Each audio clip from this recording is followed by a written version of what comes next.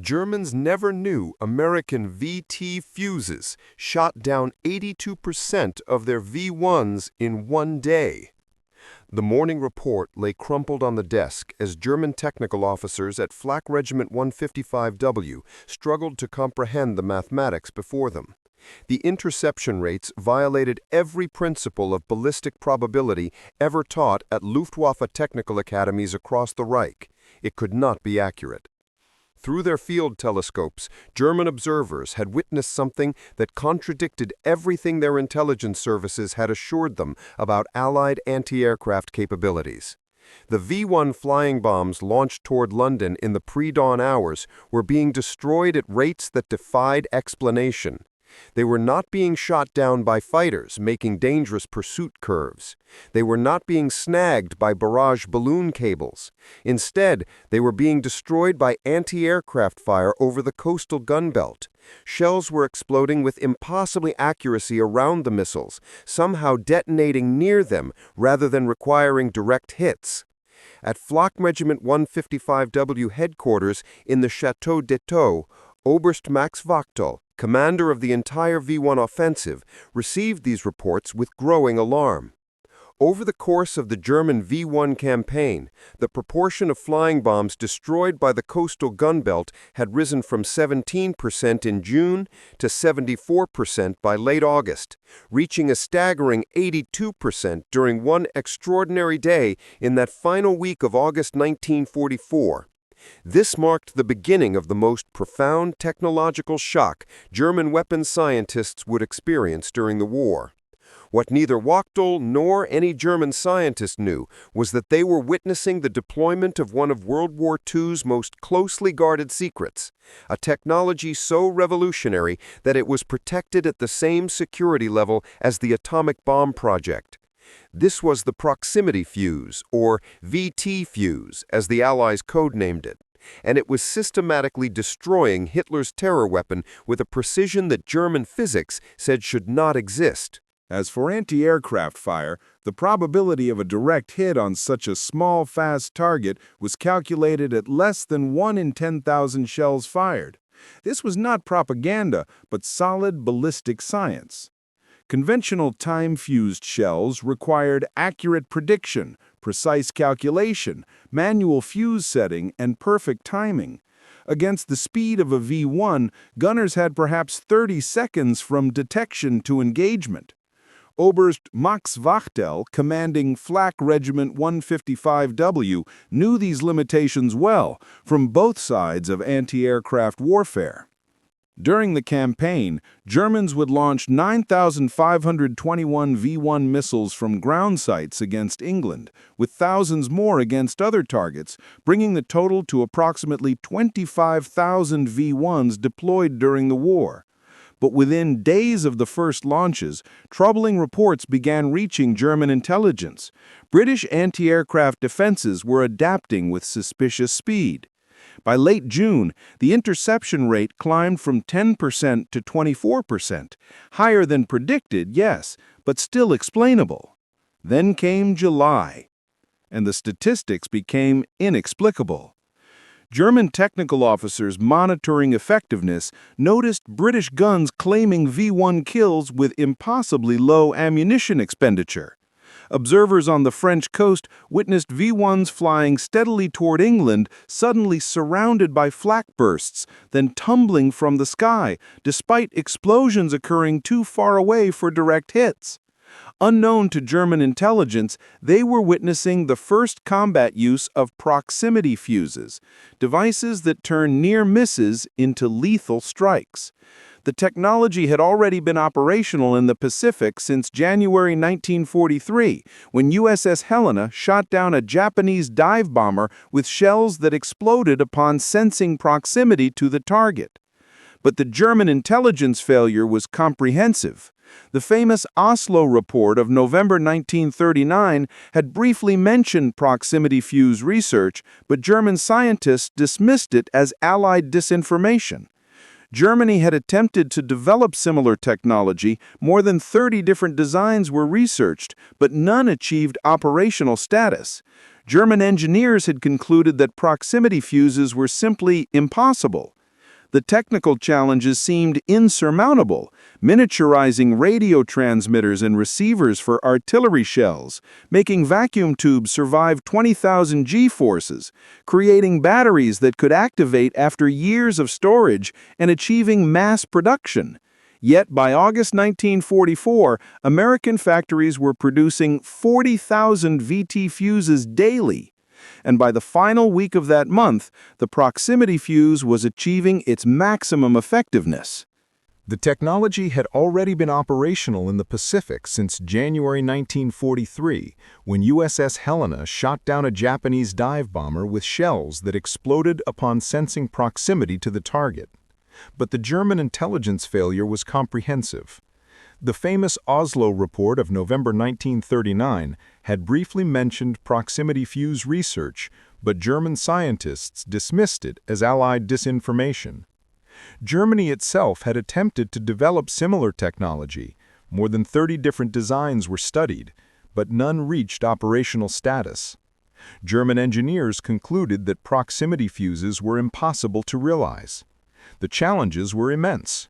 Miniaturizing radio transmitters and receivers to fit inside a shell, making fragile vacuum tubes withstand 20,000 times the force of gravity, developing batteries that could remain dormant for years, then activate instantly, and ensuring consistent mass production. The United States, however, achieved all of this. By 1944, American factories were producing 40,000 proximity fuses daily. By late August 1944, these fuses were being deployed in the greatest concentrations ever seen. The British coastal gun belt defending London had been reorganized and reinforced with the explicit purpose of countering the V-1 threat. In June 1944, only 92 heavy anti-aircraft guns defended the Thames estuary. By July, that number had grown to more than 1,000 guns, carefully arranged in layered belts designed to cover every possible approach route of the flying bombs. These guns were connected by radar, sound locators, and centralized fire control systems. With proximity fuses, each 3.7-inch or 90mm shell no longer needed a perfect calculation. It simply needed to come within 25 meters of the target. When the V-1 entered this zone, the shell's tiny radio transmitter detected the change in reflected signal strength and automatically detonated. The effect was devastating. Near misses became kills. For the gun crews, the difference was immediately visible. Instead of shells bursting harmlessly behind or ahead of the V-1, detonations occurred directly beside the missiles. Pilots of interception squadrons often reported seeing V-1s break apart in mid-air from bursts that did not appear to strike directly. By mid-July, the British Anti-Aircraft Command was claiming destruction rates far higher than predicted. In 1 week, over 70% of incoming V-1s were destroyed by ground fire alone. The German reaction. In occupied France, Oberst Max Wachtel's staff at Flak Regiment 155W reviewed the data in disbelief. Their own testing had shown interception to be mathematically impossible. Yet here were the results. London was being spared devastation at an accelerating rate. German intelligence units scrambled to explain it. Reports were sent up the chain to the Luftwaffe High Command. Theories were floated. Perhaps the British had developed a new type of radar-directed predictor, or perhaps their gunners had become supernaturally skilled. Some even speculated that the RAF was secretly fielding new fighters beyond the speed capabilities of the Messerschmitt 262 jet. But the real answer, the existence of proximity fuses, never crossed their minds.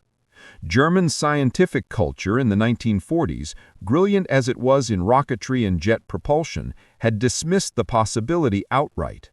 And so, as the summer of 1944 wore on, Hitler's engines weapon campaign began to fail. For Londoners, the V-1 campaign was still terrifying. Each missile carried nearly a ton of explosives, and the distinctive buzz of its pulse jet engine became a sound of dread. When the engine cut out, silence fell for a few seconds, then came the explosion. Between June 13 and September 5, 1944, a total of 6,725 V-1s were launched against London. Of these, 2,340 reached the city. They killed 6,184 civilians and injured more than 17,000. But without the proximity fuse, the toll would have been catastrophic. British estimates suggested that interception rates without the new technology would have remained at 10 to 20%. With the fuses, combined with radar and fighter interception, destruction rates soared to over 80% by late August. Churchill himself was briefed on the results and remarked that the invention ranked alongside radar and the code breaking of Enigma as one of the war's decisive technologies. Origins of the fuse. The story of the proximity fuse did not begin in Britain, however, but in the United States. In 1940, the U.S. National Defense Research Committee established Section T to investigate the problem of creating a radio fuse. The work was led by Dr. Merle Tuve at the Johns Hopkins University Applied Physics Laboratory. Tuve and his team pioneered the miniaturization of vacuum tubes, developing rugged designs capable of surviving the enormous acceleration forces inside an artillery shell. They also perfected a clever battery system, a tiny reserve battery that remained inert until the shell was fired, when the force of acceleration triggered it into operation. By late 1941, prototypes were working reliably. By 1942, the U.S. Navy began testing the fuses in anti-aircraft shells. The results were astonishing. For the first time in history, gunners could fire at fast-moving aircraft with a realistic chance of destroying them. In January 1943, the USS Helena scored the world's first proximity fuse kill, downing a Japanese dive bomber with shells that exploded merely near the target. From that point, the technology was considered one of America's greatest military secrets. President Roosevelt personally restricted information about the fuse to an extremely small circle of Allied leaders. It was classified at the same level as the Manhattan Project. So vital was the secrecy that when the British requested to use the fuse over German soil in 1943, Roosevelt refused. He feared that unexploded shells might fall into German hands and allow their scientists to copy the invention.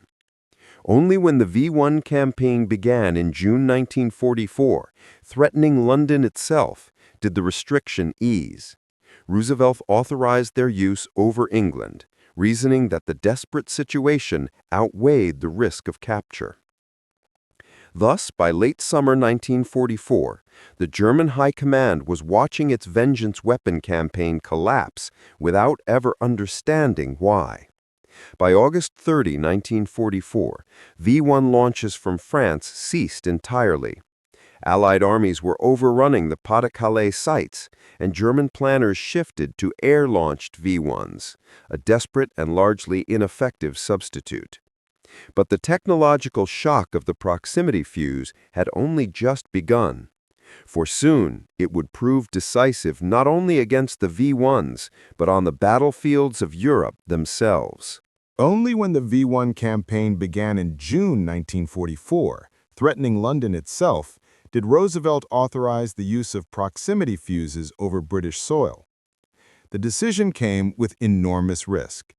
If even a single shell landed intact, German scientists might recover the device and leap years ahead in their weapons research. But the urgency of protecting London outweighed the danger.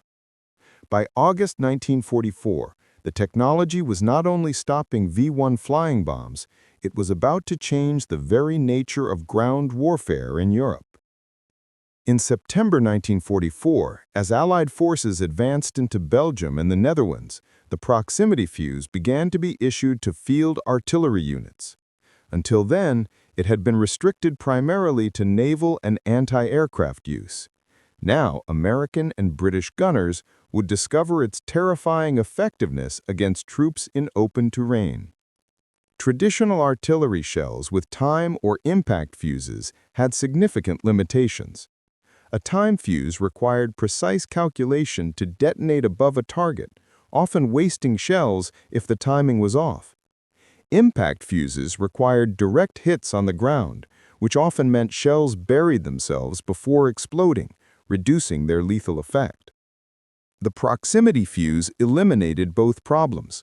Fired into the air, shells would automatically detonate at the optimal height above enemy troops, showering the ground with deadly fragments. Against soldiers in the open, it was devastating. The first large-scale use occurred during the Battle of the Bulge in December 1944. When German forces launched their surprise Ardennes offensive, U.S. artillery equipped with VT fuses played a critical role in halting the advance.